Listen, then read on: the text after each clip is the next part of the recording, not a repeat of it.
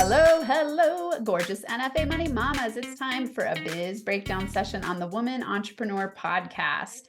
I'm so excited for our session today because I have a big rock star podcast host on, and her name is Lori Lee. She is the host of the Love Your Story podcast, and she knows how to draw out of people awesome stories. and really a cool podcast. So excited to have you on today to talk about the next evolution of your business. Yay, Dr. Amanda. Let's go. Teach me. School me. I know we were teasing before. She's like, you're schooling people here. I'm like, kind of. Yes, in the best way possible. Yeah, this question is the one I like to start with. If I could give you a magic wand and you could create whatever you want in this next evolution of your business, because I know that's where you're at right now, what would it be? You totally should have given me this question ahead of time, so I could have prepped. The next evolution of my business that I want to talk about is expanding into providing hosting services for other podcasts. Or people who need a podcast, but don't have the time or the expertise, don't want to deal with it. Their business would benefit from it, but they don't want to do it. So they hire me to do it, and I host and produce it for them. So my vision for that magic wand would be to consistently have maybe 4 good clients at a time. Okay. That would roll through with their packages. The packages are broken down into seasons. So 8 or 12 episode seasons. And yeah, if I had 4 of those that I was continuously working with, that would be great. Ideal. Awesome. And this is something that is in the very beginning stages of your thinking. Okay. Yep. And will you share, zone of genius wise, why you're pivoting in that direction or expanding in that direction, let's say? Absolutely. So the Love Your Story podcast, we are going on our 7th year and, hundreds of episodes, and it's been fantastic. And, in the whole realm of podcasting and monetizing podcasting, everybody's always talking about, coaching. There's a million coaches out there that want to share what they're doing. And there's, you give away the lead magnet and you sign them up for your courses and all of the things.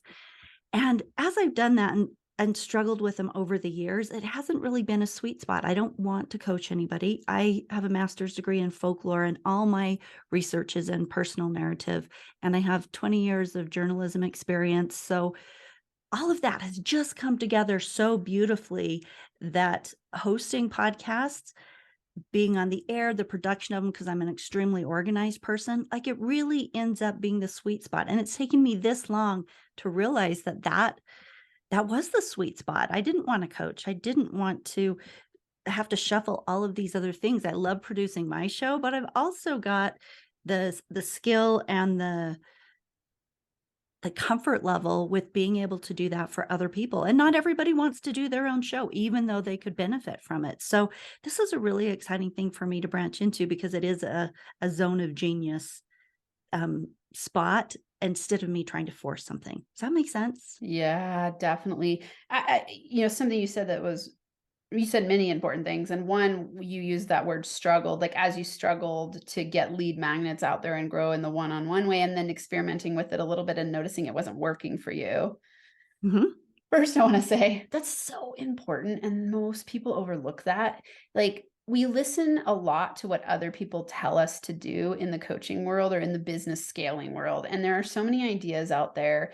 And so I often notice what happens is, like, you go, oh, well, but this person's being successful in this way, and this is what I'm supposed to do. And then what happens, exactly like you're saying, there's a struggle and it doesn't ever evolve into expansion, and you can't scale because you're not magnetic, because you're not doing things you enjoy. And so, you realizing that is huge. First, I want to say that. Second, I think it's interesting that you're talking about, having a master's in folklore and then that 20 years in journalism, and it turns out looking different than you thought. We totally talk about that a little bit for people, because I know that a lot of women get stuck here in their businesses where we go, but I went this route and I've put so much money into this, that sunk cost fallacy, thinking like, well, I have to go this direction because I've already put time, energy, money, and it's my area of expertise. And instead, it sounds like you're really branching out in new ways, still using those skills and all your experiences over the last 7 years of having a podcast. So, will you just talk about that part a little bit? Because I think that's really important. You know, I don't know how much I'm branching out from that. That stuck cost fallacy, actually, I can relate to that because part of it is having done 7 years of this podcast, like, I've never monetized it. I've Mhm. always just it's been my give back to the world, and I've enjoyed it, and I've met incredible people and made great contacts and really honed in on my skill set as a podcast host. So, I've gotten things, but they haven't necessarily been, a monetary cash flow. So, part of my mindset, if I'm really honest, is yeah, what else do how else do I get to monetize all of this stuff that I put into it? The accumulation of education and experience and money that I've dumped into the show. And like, where's that go next? So I was actually really excited when this idea popped up at PodFest this year of providing hosting services. I just hadn't thought of it before. And it was such a sweet spot when I started thinking about it. And you hit that sweet spot when you get excited about it. When it's not like, oh shit, I gotta do that. Like, it's not that. It's, ooh, yeah, I want to do that. That would be fun.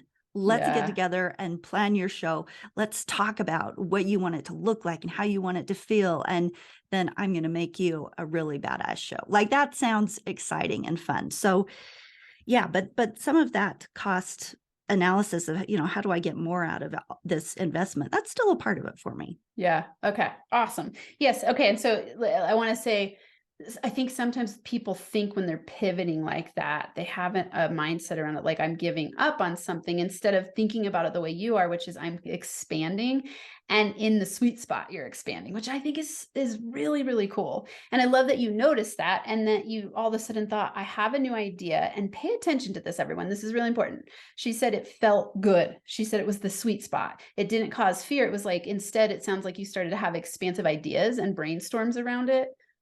Isn't Yeah. that fun? That doesn't Yeah. happen all that often. I mean, Yeah. to have gone 7 years and it's taken me this long to find it. But that's the process, right? You don't get really good at something by doing it for a month. You get good at Yeah. something by doing it sometimes over years. And if that's the path, that's the path. Yeah. Yeah, definitely. Will you share a little bit there? I'm curious. Like I would like to dig in just a little bit about it, because 7 years is a long time to do something that wasn't monetized. Like I'm Mhm. impressed actually by the stamina you have, because I think a lot of people would give up. When you started the podcast, was it always for you in your mind a passion project, or was it like at some point I want to monetize this? I intended to monetize. Okay. And so I've had to shift mindset a number of times. I've had to go to the see, you can help me with this because this is where money comes in. So often we equate value or the worth of something, our time, whatever it is, with whether or not we're making money. So there have been numerous times where I've had to shift and make those lists of what do I get out of this show besides money? Because all of the types of like I tried putting coaching as available for a while. And then every time there was a coaching client, I would get really scared. Can't help them. Like it wasn't the comfortable place for me. Uh-huh. And so, and I did a course and all of the people who got through the 21 Life Connection challenges, there were some great groups and they loved it, but I'd have to keep getting on Facebook and doing like big marketing pushes and I'm not a salesperson. I'm a creator, right? Like I narrowed down so many things about myself over those years of trying things and them not working and me simply saying it's not worth it for me to get on and have to do a song and dance to get like I don't need people to pay attention to me that way. That's not what I want to spend my time doing. So it was a process of elimination. And finally, I just got to the point where it was like, I make incredible connections with neat people. Like I have Olympians on, I have people who take me to some of their most sacred, tragic places as they tell their stories on the Love Your Story podcast. Influencers and authors and just amazing stories that are on there. So I get a lot like I get that association and that's wonderful. I get to practice my journalism techniques, which I have honed, and that's very satisfying. I'm a professional writer. and I get to do that when I do a content-based episode. I get to write that. I get speaking opportunities, and I've written a book, and so there's lots of stretching, and there's lots of things I get out of it. And over the years, I've had to switch from I'm getting value out of this in other ways than monetizing it, because any of the monetization techniques I've used aren't really like gelling for me. So now what? So that's why it's really fun right now to get this new hosting and production space honed in on, Yeah. because Yeah. does that make sense? So Totally. it's been a journey with lots of side roads. It has. And something I want to point out to you that's so yelling at me right now. That like I always get these, I don't know what to call them, it's like downloads or something, where it's like, okay, it's so clear that you are in your zone of genius when you're creating your show. And I think that's so important for people to listen to, because now what you're doing is, instead of forcing yourself into the box of, let's say, coaching or creating courses that didn't really connect with you, now you're creating the love of creation of the podcast production to help other people. And that's why it seems seamless. And you said so many times I couldn't count. I stopped writing it down. I get to, I get to, I get to, I get to. And when you're in a space of I get to, that's where money magnetism happens. And that's where the magic Yay. happens, right? Yes. So you made Yay. it. And that's really awesome. And because, I mean, like, I want to remind everyone listening, if you are in your zone of genius doing what you love, that is when the money part of it drops away, meaning that and I want to help you pivot here some, Yeah, because for what sure. most people do is they think, I love this so much, I would do it for free. And we get stuck in that space for a long time, instead of saying to ourselves, I love this so much, it's the only thing I would do for money. Mm. And you know Right? what? I don't even, at this point, I don't have to make that pivot, because either, like, I know the amount of time it takes. I know the amount of skill it takes. I know the hard work that it is.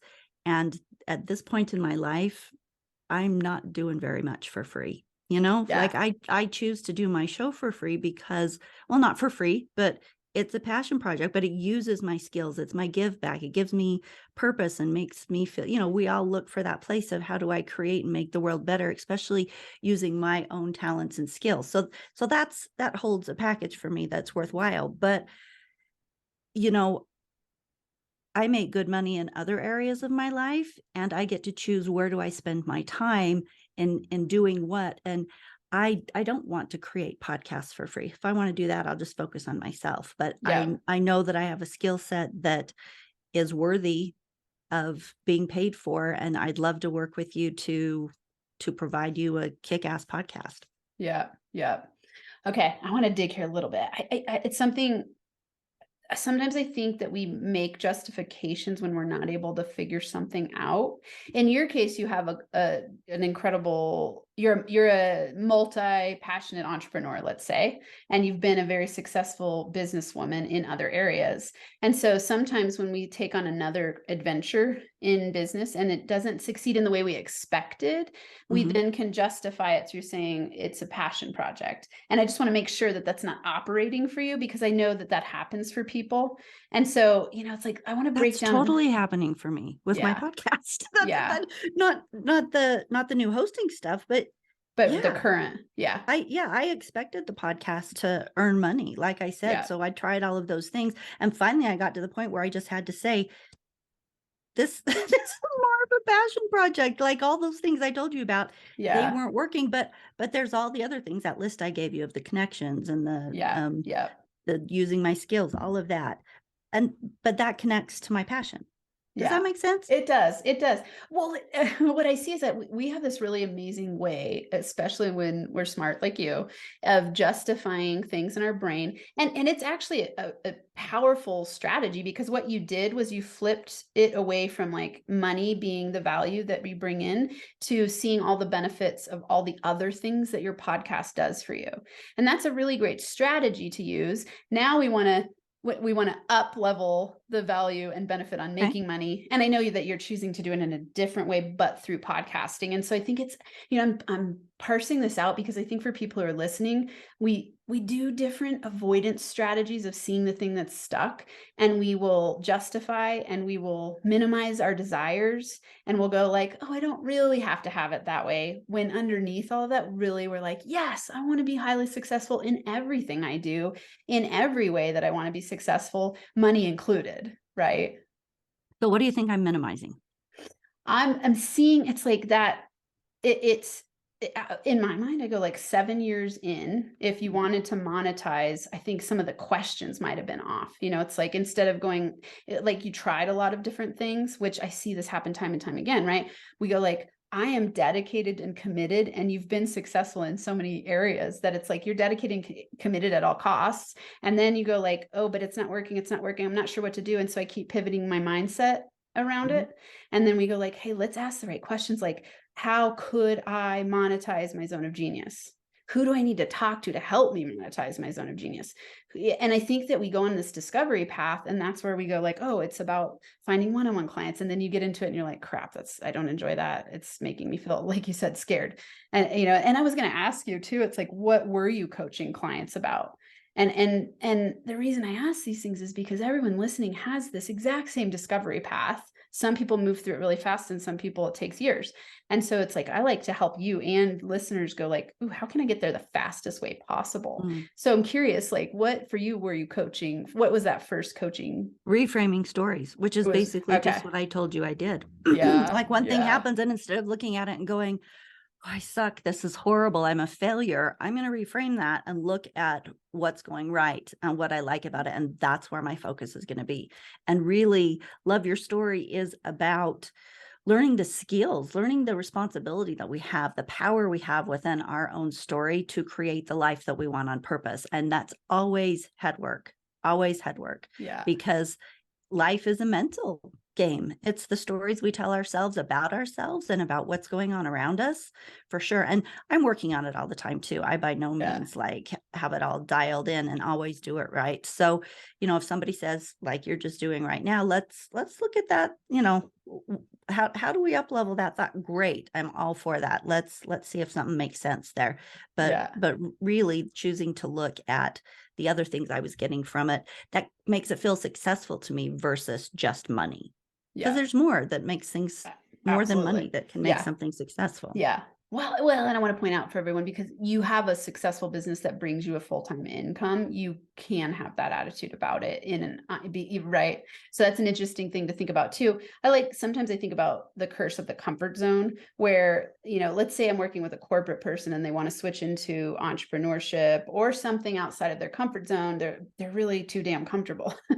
It's hard to shift when we're comfortable. So in some ways, it's like you've been able to create 7 years of a successful podcast that hasn't been powerfully monetized, let's say, because you've got another source of income that you created.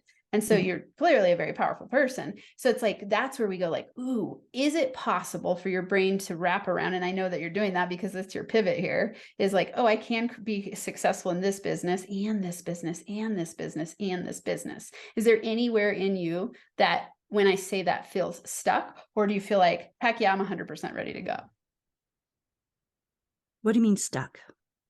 Great question. Do you feel when I say, are you ready? What level do you want to take I know you said 3 to 4 clients. Do you have a long-term revenue goal? It, so this is a great question. And it's interesting because I think oftentimes, especially when we're talking about money or business, that we are pushed to think big and I want 10 figures and, wow, let's do this. But I want peace. I want peace and satisfaction in my life. And that doesn't mean going 10,000 miles an hour.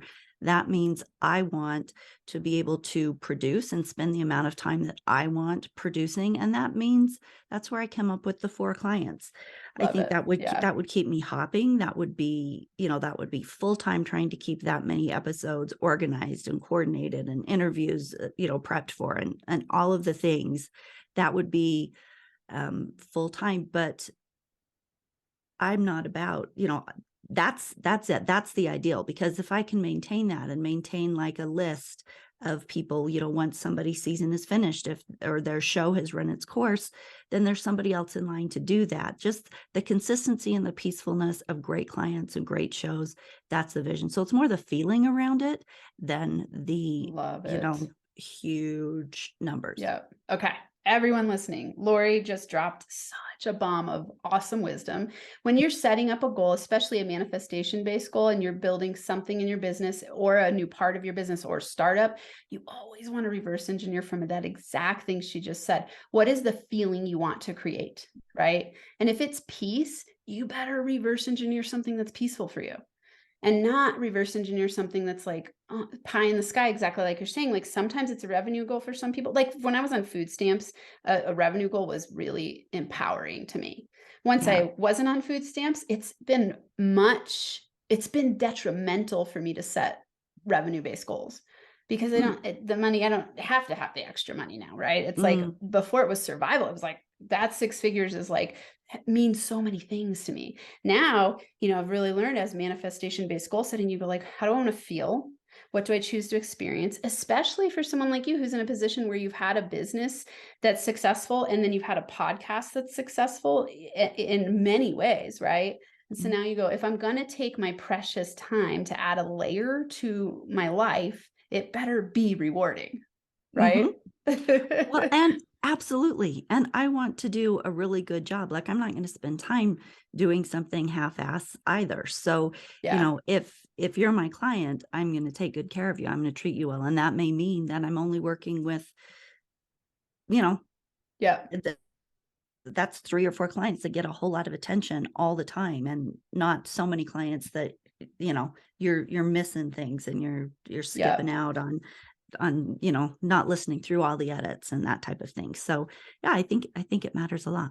Yeah, it does. Okay. So to me, like in this conversation, I've really gathered you are very energetically aligned for this next layer of your business. I don't like as I'm asking you these questions, I'm like, I see lots of energetic alignment. Is there anywhere in your history that you've noticed money blocks for yourself that you bump up against in a patterned way? Is there anything that we need to clear there? I would love it if you just do a whole bunch of magic and clear any money blocks. I Okay. I'm afraid that I don't know what my money blocks are. Does that make Yeah, sense? Like every absolutely. every time, just like, so all of the times we were talking about where I was trying to attract, Yep. abundance through the Yep. podcast, and none of them were really working.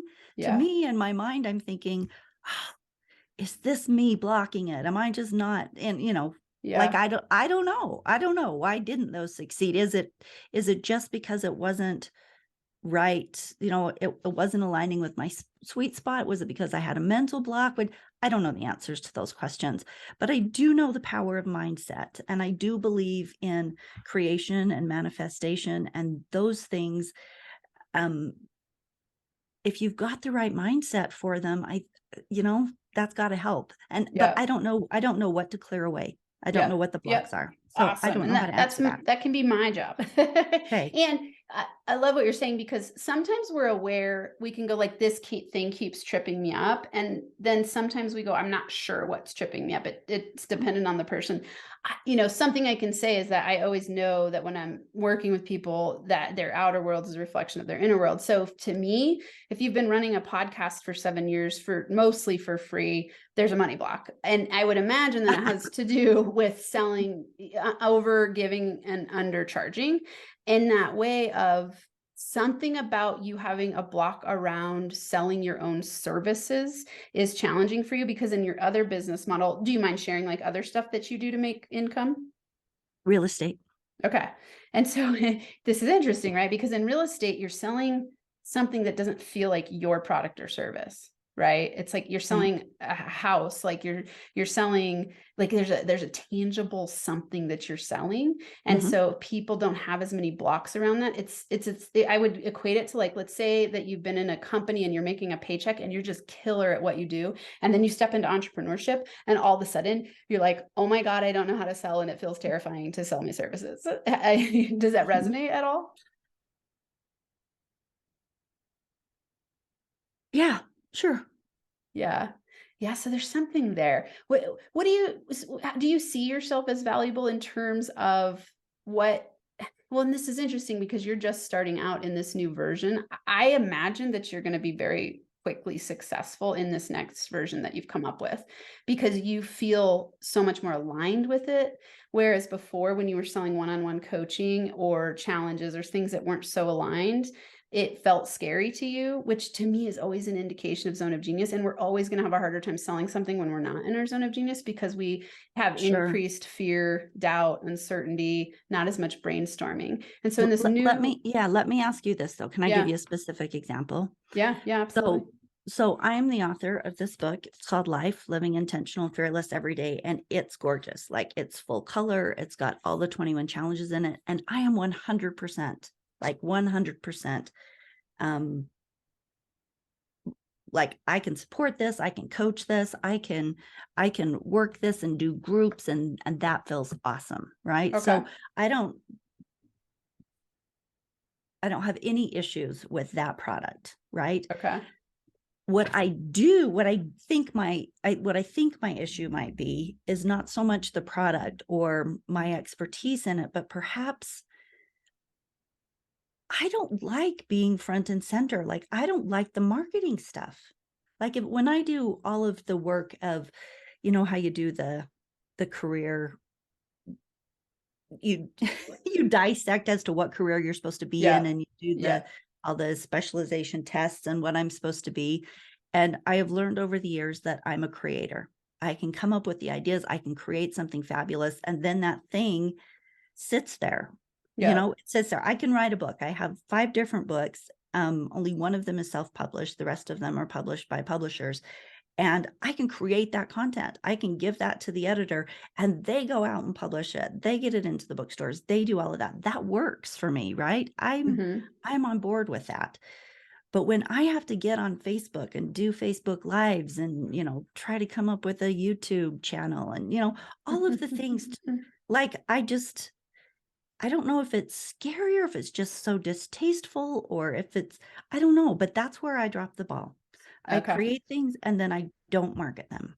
Okay. So what So makes you when I'm, think yeah, that you go ahead. have to get on Facebook and do lives? Like what makes you think that that's a have to in terms of building a business? How else do you let people know about what you're doing? Like when you're in this realm that we are in here, which is podcasts and, um, and coaching and all of those things, social media is the main vein. It just is. Okay.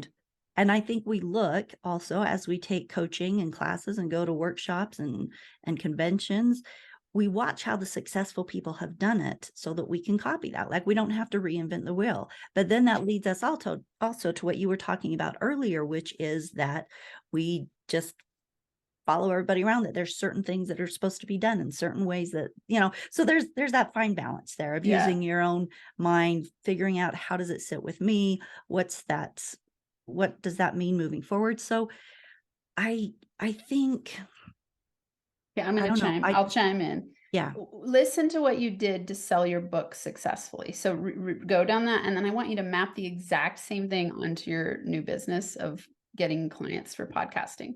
So Okay. What did you hear? what did you do to sell your books? Which ones? So you said just I'd say an overarching pattern. So you said you have 5 books Hmm.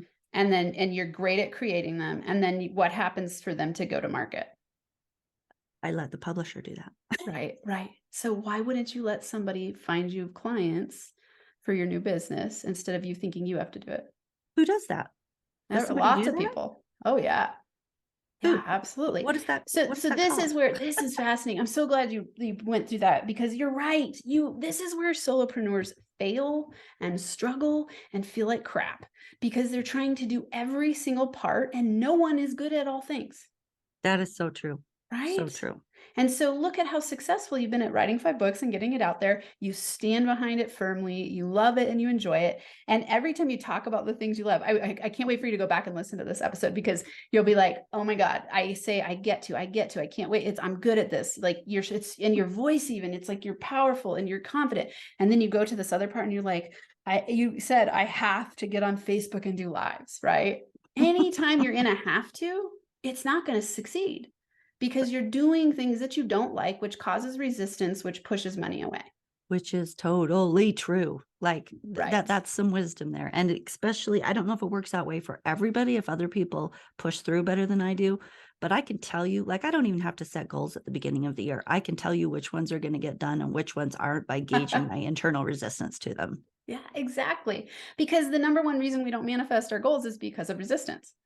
And so just listen to yourself. Anytime you're like, I have to, I want you to go like, where can I delegate that? So what kind of person finds me clients? A What is that person who's career? amazing at lead gen and loves to go out and sell your services, right? This is where I think solopreneurs really get stuck is they think they've got to do it all alone, or even small business owners or entrepreneurs, whatever label we want to use.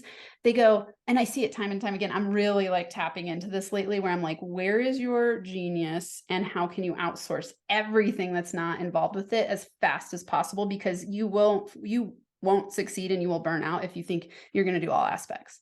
Just like you just stated it so beautifully in looking at the book writing trajectory and getting it out in the world, right? So the reason that your podcast gets to be successful is because it's pure creation for you. Like you like it, Mm-hmm. you enjoy it. It's about creativity. That's your zone of genius, right? So Yep. you love being an inventor and a creator, and that's fun for you. The rest of it, same with me. If I had to come up with all of the parts of my business, I would never have made it. Someone asked Mm-hmm. me today, I was just in a meeting right before this, and she said, what was the first thing you outsourced? And I was like, 3 months into my business, I outsourced my podcast development. Because Oh, if I had really? to do all of that, like checking all of those boxes, I wouldn't like, I loved creating the podcast itself, but I didn't like Mhm. uploading it and the description, and I can't stand all that stuff. And if Mm, I hadn't outsourced that, I would never be where I am today, right? interesting. So for Interesting. you, you've got to detect those boxes. Okay, so what's the process of getting a project done? What are the parts that I just know I'm going to fail at? And where do I look for the right team to come in and do that part? Right. Yes. And Yes. so for me, one of the ways I did that was I had joint ventures. I would have people sell me, right? Like they sold me. I didn't have to sell myself. They sold me. And so it was like, I put my podcast out there. I did the podcasting. I did the one-on-one coaching. And then I would have my podcast team, at the time it was a VA. She did an awesome job of getting stuff out there. And then I had a joint venture partnership who sent me nonstop clients because they really loved what I was doing. They took a cut of my one-on-one coaching and they sent me clients. I never had to think about getting a client ever. And it was awesome. And so that's what I'm recreating in my business right now. And so you want to start asking the right questions like, okay, where do I find the clients? Where's a referral network that I can find those clients without having to think about it? Because then you don't need to do the lives. I don't want you to ever do a damn live in your life if you don't like it. Thank you. Thank You're you. welcome. Okay, so maybe somebody on here listening is one of those lead generators or something. Like Exactly. if you are, reach out to me. If you know, like so oh, I was taking notes the other day. Where are they? Thinking of what kind of companies would benefit from a podcast. And it's companies who have like products that need to be explained because Yeah. we can do private podcasts. It doesn't have to be something for everybody. It might be like a construction company Yeah. or beauty services like laser work or that type of Totally. thing where they It could have be a company information. podcast, right? You could do a Yeah. podcast for your Yes. company. Yeah. Yeah. Yeah. Or just information they want to get to very specific clients and they can just send them a link, right? And it's got these are the things you need to know. And so it's an accumulation of data Yeah. that is there for them to disseminate as they want to their people. Or, you could do the same thing with construction. You're doing a new build and you're onboarding like new clients and Yeah. buyers. You could, doctors, if you're into plastic surgery and you want to have information that you disseminate or things you want to tell and talk about with your clients. But anyway, so there's so many options out there. Um, but if I could find, yeah, that would be beautiful to find somebody who knew that and could source those. And that would be a great partnership. There you go. That's awesome. And Lori, I want to point out how many ideas you just came up with. Write all those down and Hmm. make it. And here, this is going to sound weird, but how would it feel for you instead of doing a Facebook Live and posting all that and scheduling all of it and getting people there to make a cold call to a company that you think would benefit from a podcast? Like, would you enjoy that more? No, I Okay. don't like sales. But Okay. So then that's awesome. Know that about yourself and then be looking like, so, and here's the thing with manifesting that's really cool. You get clear on what you desire, you take a mhm. step in the direction, and the universe brings you opportunities that you can't foresee or plan for. Right. And so right Okay, say now, that again. I'm writing it down. Get so clear. yep, 3-step. This is the NFA 3-step manifestation formula. You're like, get clear on exactly what you desire. So it's Okay. about certainty and clarity about what you desire. Take the first step in the direction, and then let the universe bring you the opportunities that you could never plan for or create yourself. And they're not going to be things you expect. So here's an example. In the exact process I did, I knew I was like, from day one, my first goal was like 6-figure business. And then since then, it's been impact 5 million people through NFA money and through all the offerings that I have. Right. And that's been clear for me. I take steps, and the universe brings me nonstop opportunities that are never things that I planned for, or never things that I thought I just wouldn't have been able to plan them, right? And it's like the clarity is the piece that's so incredibly important. When anytime we hear ourselves saying, I have to do this because somewhere in your mind it's what you were told you were supposed to do, or you just compared yourself to someone in the industry and you thought you had to do it. If you hear yourself saying have to, that is a place where you need to delegate or drop that thought that it's necessary at all. Right. Sometimes I always tell people it's a drop, automate, delegate. Anytime you have a have to, it's drop, automate, delegate. So some things we can't drop, some things we can, and they're just non-essential things. I have an example here too. I'm creating like another part of my business, and it's like another segment of something I love to do that's with corporations and associations and small business owners. And it's because I work a lot with entrepreneurs on my NFA money side. In this other business, I'm like, I'm not doing one damn piece of social media. Like, like it's going to be Mhm. super simple. I have the lead generation strategy and I just get to live in my zone of genius, right? On my NFA money side, I'm like, I'm training. I have a full-time VA. I have my husband who is an ops person. And I'm like, any team member I bring on, I've got like ads, I've got different people that I delegate to, because if I had to do the things that was every part, I would hate my business and I wouldn't be magnetic at all. No, Right? that's brilliant. Okay, here's my money issue. You want to deal with a money issue? Yes. This is where I fall short. I am so frugal that when it Uh, comes to hiring somebody or delegating, it is so hard for me to spend money.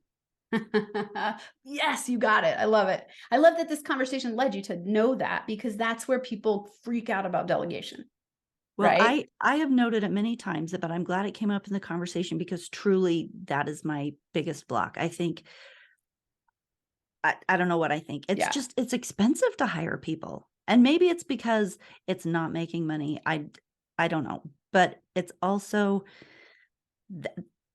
it's where I come up with the idea. It's why I don't like the marketing. Like I can Yeah. come up with this idea, build this beautiful thing, and then I'm like, I But it won't put the doesn't money get, into marketing it. yeah. And then it doesn't get legs and it doesn't get off the ground and Yeah. nothing Yeah. happens. Yeah. Yeah. Yeah. Yeah. Okay. So then you've actually got to reframe your thinking there from Yes. it's expensive to hire people to it's expensive not to get my ideas out there.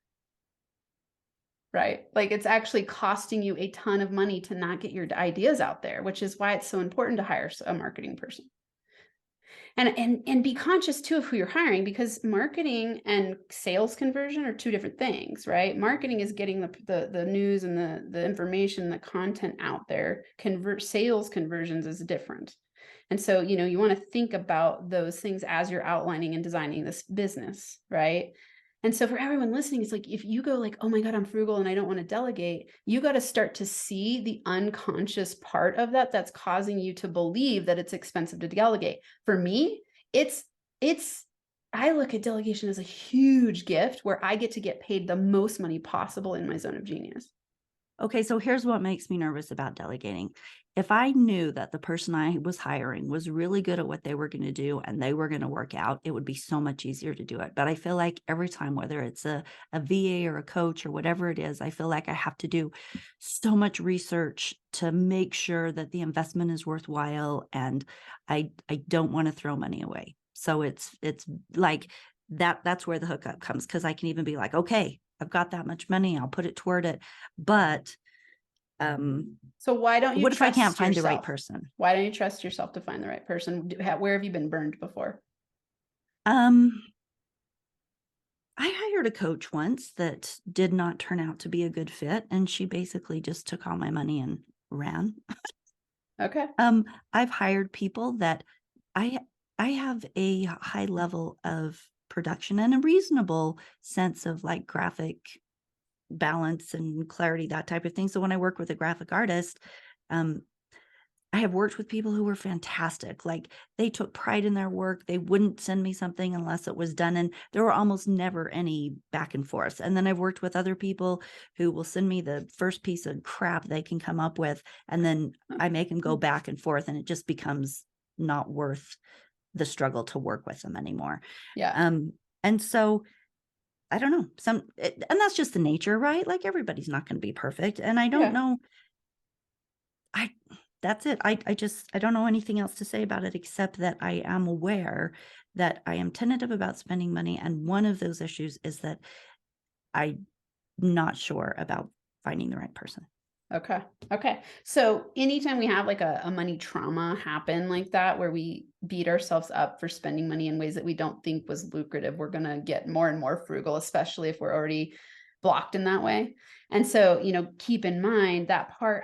I would, if it were me in your situation, I would think who in my life is the best person I know currently at discerning at making a good decision around hires or around buying a car, anything where you're like, that person seems to always have good judgment, and start bouncing ideas off of them. This could be a coach, this could be a friend, this could be a partner, this could be people in your life. I would, gear towards someone who's business minded, but this is where you've got to have some bouncing off of ideas of like, is this a good fit for me? Because we all make, I don't like to think of the word mistakes as, I think you and I think similarly about this. It's like we always learn from our mistakes. So is it really a mistake?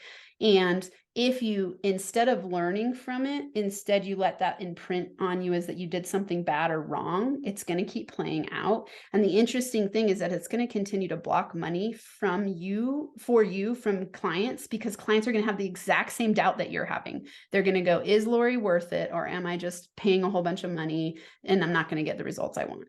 Right? So what happens is whenever we have a fear, we project it out into the world and we attract it back to us. So if we're frugal, we're going to attract frugal people, which is why you've had a hard time making money in your business. You In think your that's true? Absolutely. Really? Yeah.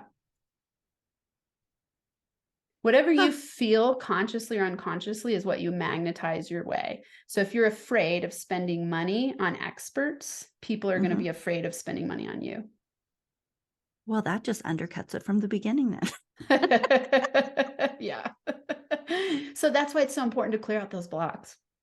So how do you clear that one out? Start playing with, first, I would start with a benefits list. Like, what are the benefits you gained from all of those perceived mistakes you made in hiring people in the past? So, because you're only conscious right now of the things that you feel like you did wrong, which is causing you to be frugal, right? Where you're like, I made a mistake. I didn't hire the right person. I'm not sure to who to hire. So you've got to balance it out and go like, everything is equal. It's benefits and drawbacks. So where you're only seeing the drawbacks. So you got to start seeing the benefits so that you can balance out your feeling around that, and then start to be able to have decharged decision making when you're going to hire someone. And that will cause people to come to you who have balanced perspectives when they're hiring you. Does that make sense? That's hard to wrap my head around. Yeah, I know. I saw the processing. It is a lot. But here's the thing. You always want to remember everything is energy. So anywhere you have an unconscious block, and actually you're even conscious of this, you're like, I'm frugal when I hire people, right? And so Yeah. now you get to play with like, how am I going to decharge that?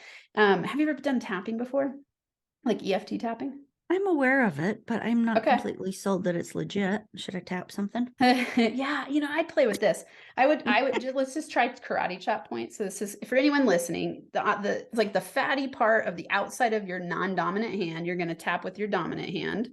And as you tap, you're just going to say, like, even though I made money mistakes in the past, you can say it out loud after me, Oh, Lori. even though I made money mistakes in the past, I still deeply and profoundly love myself.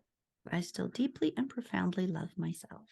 Even though I'm afraid to spend money on my business, Even though I'm afraid to spend money on my business, I'm willing to see if I can be good at it. I'm willing to see if I can be good at it. Even though I'm not sure who to delegate to, even though I'm not sure who to delegate to. I bet I can figure it out. I bet I can figure it out. Okay, so we'll just start there and just, how does that feel? Do you feel anything? How does this do anything? Yeah, so it's really wild. I've been playing with tapping a lot, and I've had maybe I started tapping daily about 3 weeks ago. I've had like the most mind-blowing stuff happen in my world. I'm just like, Really? holy moly. Here's what it is. We have unconscious emotions attached to our money history, any history for that matter. And what happens is that when you say these things out loud, you bring them to the conscious awareness instead of avoiding them. And remember what I said with magnetism, you are always magnetizing your way what you consciously and unconsciously feel. And so when you're tapping, what most people teach is like, even like, let's say people could misread this when I teach mantras in my book. It's like, hey, focus on this.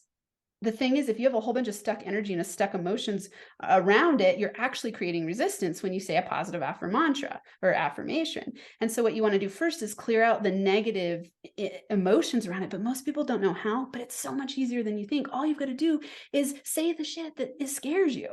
Right? Okay. When we were doing the tapping, Yeah. what were the last two that you said? I want to write Oh them down. man, I'd have to go back and rewind because I always just make it up on the fly. Okay. So I typically, when I'm doing it, and you can say whatever you need. So it'd be like, even though I don't know if I trust myself in making delegation decisions, I deeply and profoundly love myself. And so it's this idea of like, even like admitting you're scared is huge, right?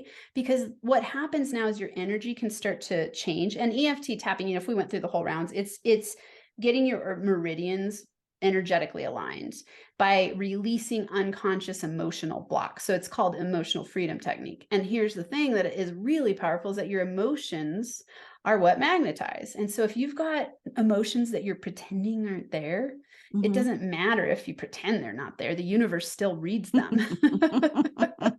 Right? And so like you want to like bring them to the surface to shift the energy and to remove those unconscious blocks and start playing with, I love affirmations because it starts at least moving in the right direction to a possibility. And I teach them very specifically, again, to be aligned so that you're not telling yourself stuff that's not true. Because anytime you tell yourself stuff that's not true, you're creating resistance. And so, tapping is just a really cool strategy. I've been playing with this and I'm like, oh, I'm having so much fun with my clients because it's Is like, is this the best place to tap? Like, why aren't you it's the tapping here or easiest here? one. You can wherever. Does I it would does it say matter? for you, you could tap wherever you're feeling stuck at tension right now. There's a specific round that you do, and we don't have enough time to teach it today. But there is a specific round that you can do. But what I love about it is like just play with it. Like if you feel like tapping on your collarbone or your chest, like for me, my tension gets held a lot in my chest. And so I'll breathe and I'll tap on my chest just in different areas and I'll just be like, oh my God, I feel so freaked out right now. You don't even have to say that statement I said of the even though, and you can just go like, oh my God, I feel so freaked out right now. I don't even know what's wrong with me. Why do I feel this way? Please just release the unconscious blocks, and I just make it up on the fly. Like there's no like script or anything, so it's like play with it and see what happens. But I would focus on the frugal piece. Like, okay, I've made a mistake. I'm scared of hiring people. And yet that is the number one thing that's going to help you be successful in this next round of your business. Because you're right. If you think that you have to do all the marketing crap that you hate, you're already stopping and limiting your success right before you even start. Does that And I make love sense? that too because it feels so freeing. I love the idea of hiring somebody to do that. Yes. Yes. I wish that had a name, like that type of person had a name. I would love to help you strategize around that. Like this is something I'm brilliant at, is coming up with ideas and strategies and connections and helping people find the right. It's like this is my genius, right? It's like, oh, let's break it down for you in a step-by-step way, and then like boom, let's get it the right connections going. And in a lot of ways, it's not even, you don't need to figure it out either, which I want you to remember. It's like it will come to you when you're aligned energetically. Someone will email you. I'll be shocked if in the next few days you don't get an email from somebody that says like, hey, I'm great at lead gen. Like Awesome. it happens to me all the time. Like Really? when I get clear, I get the coolest opportunities where I'm like, holy moly, this manifestation stuff works well. Yeah. Okay, So so you said I play don't with it. have to force it to happen. Yeah. And so everyone listening, remember these things. Like, we force way too much. And the reason we force is because when we think we have a plan, we think that that's what's making things happen. When in reality, it's actually your resistance is pushing things away. Your forcing is pushing things away. It's when you surrender and let go and trust and just get really crystal clear on the direction you're choosing to go, release any blocks to it, and take action, you're going to start to have shifts. And so, it's like, I'm always playing with like, what's the best, fastest strategy to help you get there and unblock those parts of yourself and just like like energetically align, energetically align, energetically align, because then you just attract opportunities your way. You don't even have to do any work. That's really big stuff. I hope it's true. Yes. It is, I promise you, with 100% certainty, because it's universal laws. It's not me making this stuff up. It's like you're following universal principles of quantum physics. Perfect. Well, if there's any lead generators out there, my email is lorrijlee@msn.com. Nice. I love it. Look at you manifesting already. Exactly. But that's perfect. So I want you, and we're going to wrap up, but this is your action step. I usually ask people, so what's your action step from what we talked about? I have a specific one for you. Write down a brainstorming list of everyone you can think of who could be a good resource to find that right person. Okay. And just start playing with that first, because that's your stuck point. You already know what you're good at. You're already excited about your business. Now the stuck point is like, oh, you think you've got to do all this awful stuff that you don't want to do to get it out there. And I mean, you're only looking for 3 to 4 people. You don't need a big, massive campaign at all. You need a couple of good referral connections. That's it. Absolutely. Okay. Done. Will do. Awesome. I love it. Okay. Thank you. Share with everyone where they can find you. Love Your Story Podcast website, www.loveyourstorypodcast.com. And of course, the Love Your Story Podcast is on every podcast app. And truly, if you want to reach out to me, the email is Lori, LORIJLEE @msn.com. So that's easy too. Awesome. And I'd say by the time this is released, you probably will have an awesome person. So if you're going to email her, it's to email her because you're ready for her to take over your podcast or help you start your podcast and be the host and the producer for it. So by the time this is released, that'll be happening. I would imagine. Yeah. Well, and reach out, because we can talk about it too. We can talk about what you have in mind and what it looks like, and we'll go through and see if it's a good fit for you. That's awesome. That's a process. I already have someone for you. I have someone in mind for you. So see, there you go. You don't even need a marketing person. You've been fabulous today. Thank you.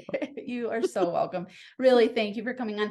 I so appreciate you, Lori, and the women listening, and all the people that get to come on and hang out with me, because like this is where I get to shine in my zone of genius. So it's a huge win for me. It's a win for the biz breakdown session people that come on, and it's a win for the listeners. So it's like this is what I love. I mean, I think you all can tell because I'm just like so fired up and I could keep going all day long.